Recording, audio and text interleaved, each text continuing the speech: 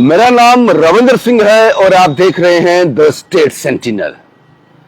आपने कहने में शर्म नहीं की तो मैं दिखाने में शर्म क्यों करूं?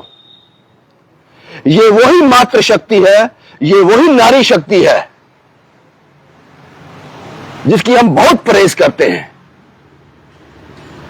लेकिन आपने कहने में शर्म नहीं की।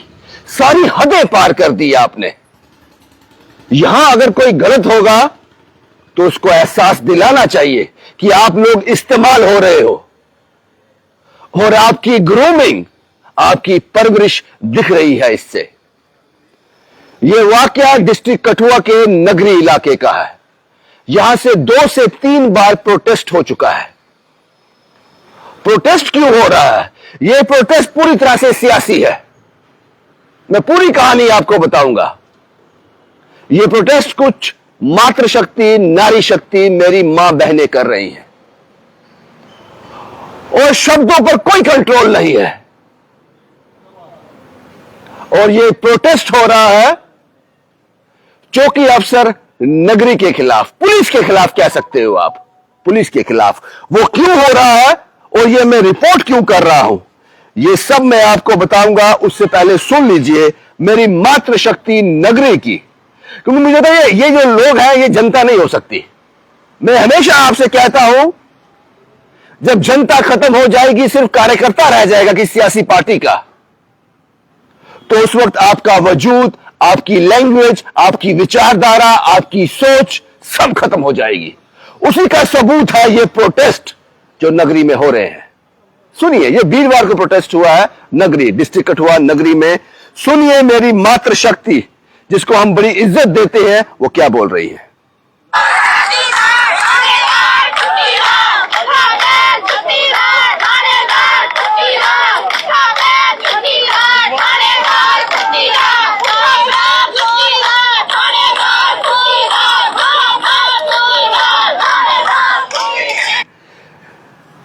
मुस्कुरा रही है, साथ साथ में हंस भी रही है। उनको लगता है कि जिस शब्दों का हम इस्तेमाल कर रहे हैं बड़ा गलत है, समझ रहे होंगे।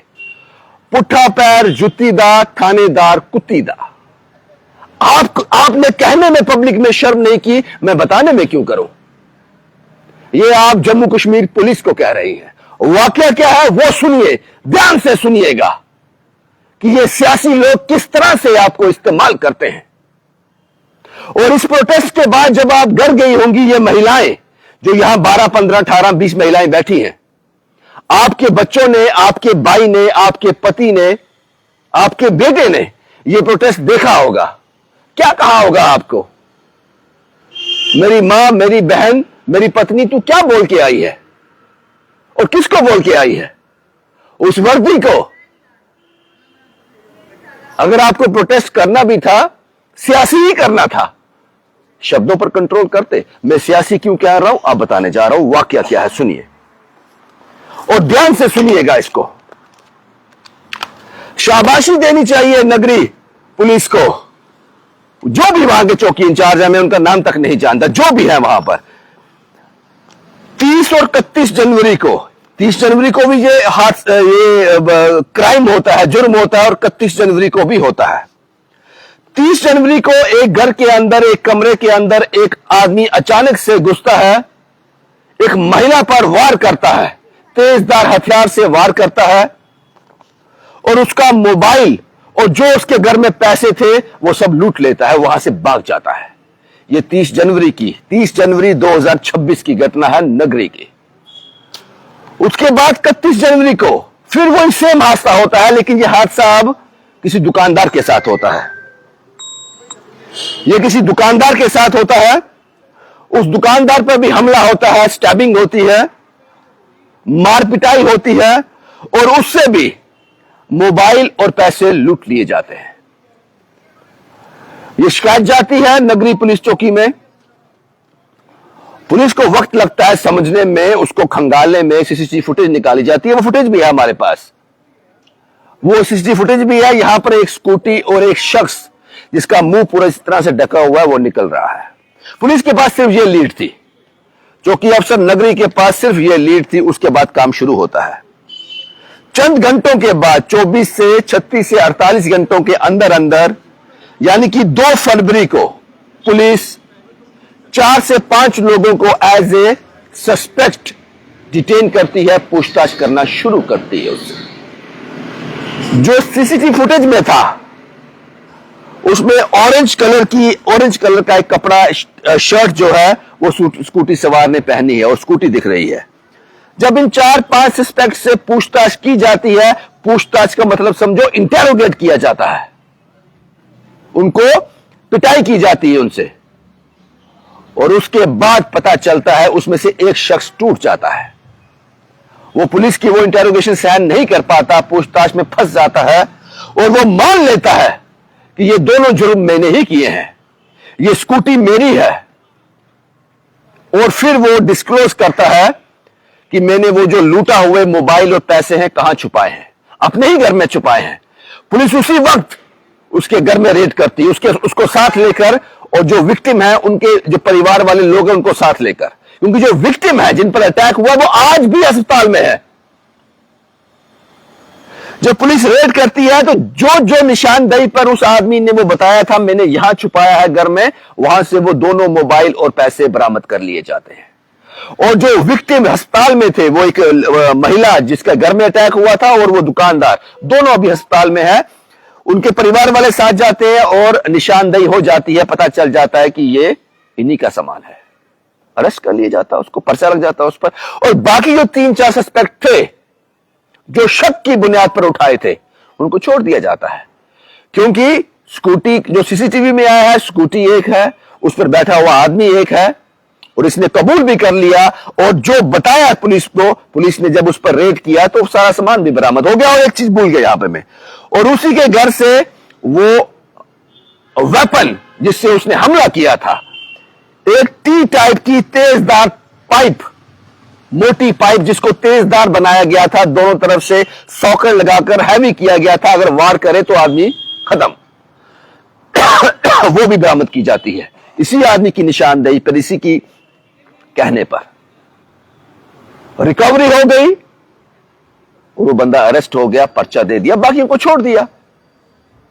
अब यहां पे ट्विस्ट है, पुलिस के पास जिसके लिए कोई सबूत नहीं, उन लोगों को शक के बुनियाद पर उठाया था, छोड़ दिया। उनमें से एक आदमी जो है किसी सियासी पार्टी का कोई रिश्तेदार था, छोड़ दिया, कोई सबूत नहीं था। अब जो दूसरी पार्टी वाले हैं उनको पता चला कि जिस बंदे को उठाया गया है, जब उठाया ये इस पार्टी से है, बड़े खुश हुए कि हमें एक मुद्दा मिल गया। जब उसको छोड़ दिया, वो बेकसूर निकला, तो अब वो प्रोटेस्ट करवा रहे हैं कि छोड़ा क्यों। और इसमें पुलिस कहती है लोगों से, सीनियर ऑफिसर पुलिस के, कि अगर आपको जिनको हमने छोड़ा है, जिनके खिलाफ हमारे पास कोई सबूत नहीं, उनको हम कैसे अंदर रखें। कर आप ही लोग प्रोटेस्ट करोगे कि किस बुनियाद पर अंदर रखा है, आप कोई सबूत बता दो, कोई प्रूफ बता दो, हम इनको फिर अरेस्ट कर लेते हैं, ये इसमें इन्वॉल्व है ही नहीं। वो कहते हैं नहीं नहीं नहीं, ये तो मुद्दा हमारे हाथ से निकल गया। तो एक प्रोटेस्ट की शक्ल दे दी जाती है, और ये महिलाएं, मेरी नारी शक्ति, मेरी मातृ शक्ति शायद कार्यकर्ता होंगी, या फिर इनको इस्तेमाल किया जा रहा है। उसके बाद पुलिस यहां भी नहीं रुकती है, पुलिस एक सिट बनाती है, स्पेशल इन्वेस्टिगेशन टीम, जिसको लीड कर रही हैं डीएसपी हेडक्वार्टर, जिसको लीड कर रही हैं, कि आपने जो शक जाहिर किया उसको इन्वेस्टिगेट करते हैं। ये प्रोटेस्ट जो है, हालांकि अब उनको समझ आ गई है कि बिना सबूत के आप किसी को पकड़ नहीं सकते, ऐसे तो हम सबको अरेस्ट करवा देंगे। उसके बाद मेरी मातृशक्ति ये प्रोटेस्ट कर रही है।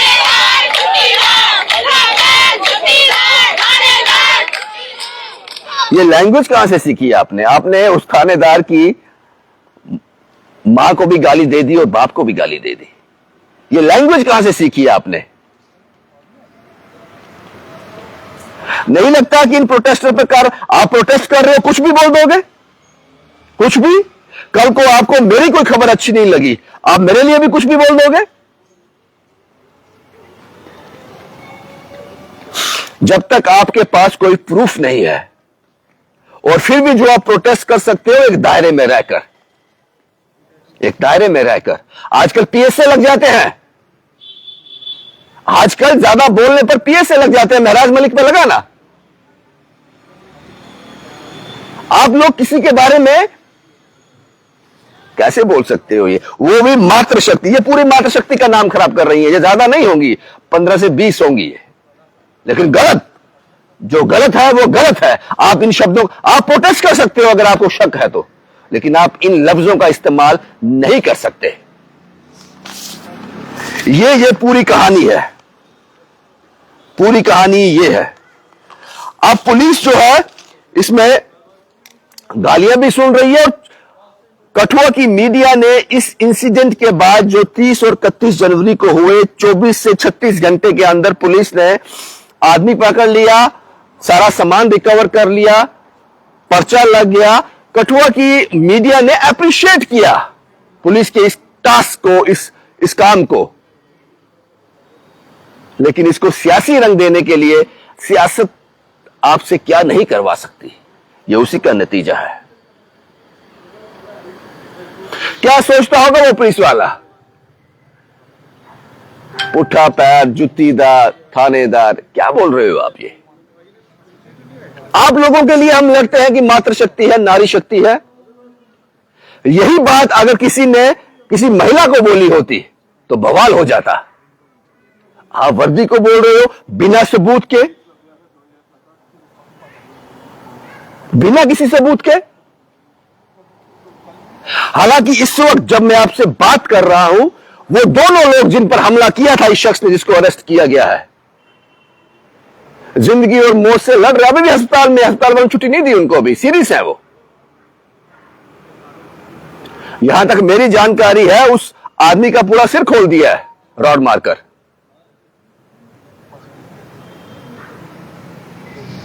अगर मैं इसमें और डीप जाऊंगा तो बहुत से लोगों को तकलीफ होगी, क्योंकि जो लोग ये प्रोटेस्ट करवा रहे हैं, करवाओ प्रोटेस्ट, क्या फर्क पड़ता है, लेकिन शब्दों का उच्चारण तो सही करो।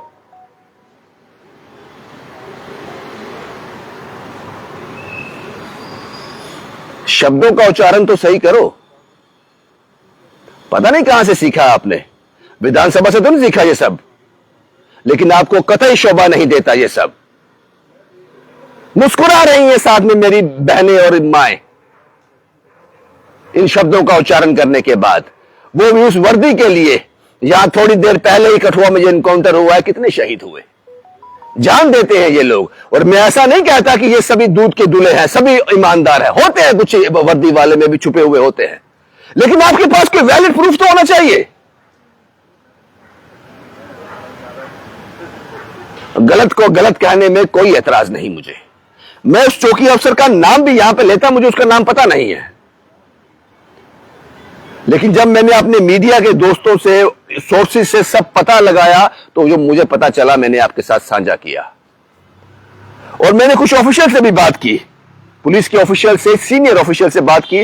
उन्होंने कहा वो आदमी अरेस्ट हो गया है, उसने खुद कबूल किया, उसकी निशानदेही पर हमने रेड किया। जहां जहां उसी के घर में वो स्कूटी भी बरामद हुई, वो सारा सामान भी बरामद हुआ।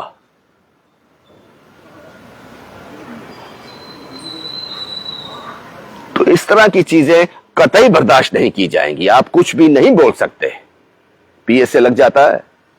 और आप वर्दी के लिए बिना सबूत के जब इस तरह की बात करोगे, मुझे लगता है दिक्कत होनी चाहिए आपको। अगर कानून में कोई गाइडलाइन बनती है आपके इस तरह के उच्चारण से, इस तरह के बोलने से, तो वो एक्शन आप लोगों पर होना चाहिए, क्योंकि आपकी वीडियो बनी है। आपको पता तो चले किसी के लिए कुछ भी बोल देना इतना आसान नहीं है। क्या सोचता होगा वो पुलिस वाला अपने घर जाकर? उसके मां बाप जब ये वीडियो देखते होंगे क्या सोचते होंगे? उस चौकी अफसर की जगह अपने आप को रखकर देखो।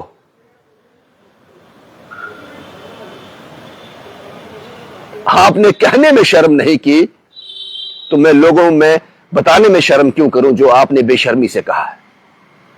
शुभम कुमार के साथ Ravindra Singh, the state sentinel के लिए।